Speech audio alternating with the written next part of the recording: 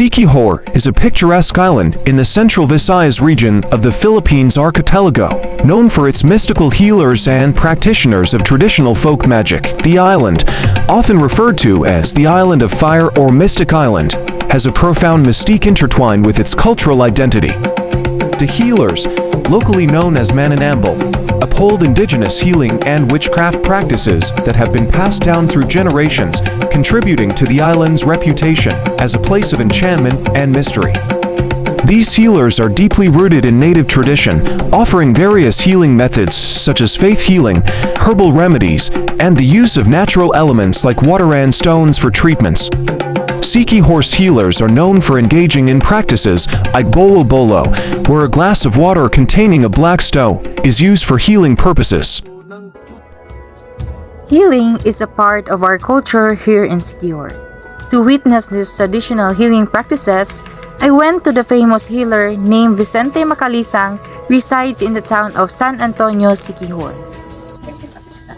So, hi guys, na ako karon diri sa balay ni Vicente Macalisang. So mao na iya ang anak. So since wala pa man si Tatay Vicente, so mangutanan lang ko sa iyang anak kung what kind of services nga pagabuhaton ni Tatay.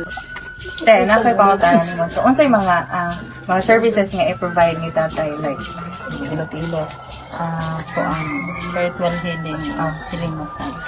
Oh. So spiritual healing or healing massage. On the other hand, the daughter of Tatay Vicente Macalisang shared with me the herbal remedies made by Tatay Vicente. O para sa business po. Okay. Then kani siya sa himas mo ni siya. Para himas mo.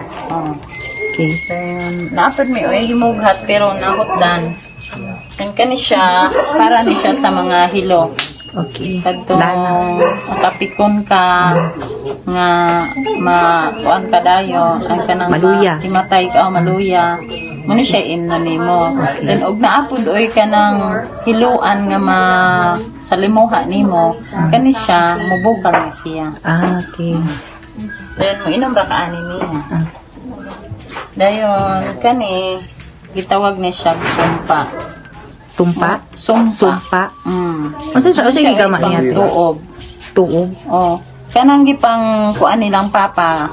Karong for example karon nanguha silang kuan pito ka bernis man na sila manguha. Yes. Oh, usa mo burn mo kuan mo liwik. Mo kuan na gani. Oh. Mo ni siya oy ila ang ikuan. Isunog.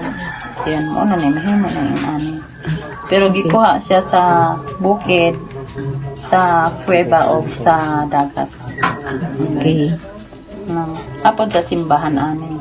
So unsa man ay kasagaran gamitan anak te? Kanang gidaot. Mo ni siya gitawag og sumpa. Ipalina na siya. Palina na siya. Mo po ni siya gigamit ni Papa o kanang mag-spiritual siya. Okay. After I asked a question to Tatay Vicente's daughter, it was a perfect timing when he arrived, and I have the chance to ask along with my classmates about Tatay Vicente.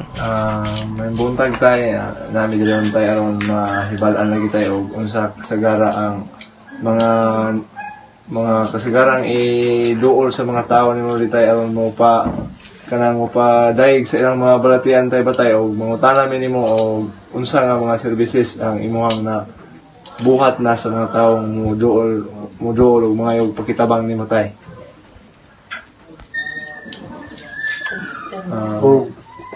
Mo ari sila dire. Ako tanong sila unsa may inyong kuan. Tuyo nako. Magpatambalagan na sila. Kung na ibati ninyo. Na yung sakit ining hawat. Na yung sakit anay kuan, dalunggan. Huwag na ay sakit po ng mga noka.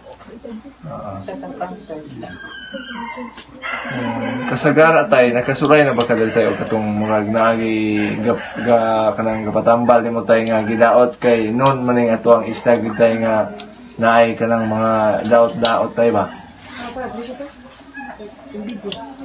Sa una, diya o taga kuan. Plaridel. Florida. Na di kuan to siya. Kaya akong gituob siya aning akong sumpa nang gawas tong mananap sa iya. And that was the last part of my video on healing practices here on Siquijor, which is a part of our culture as Siquijudnons.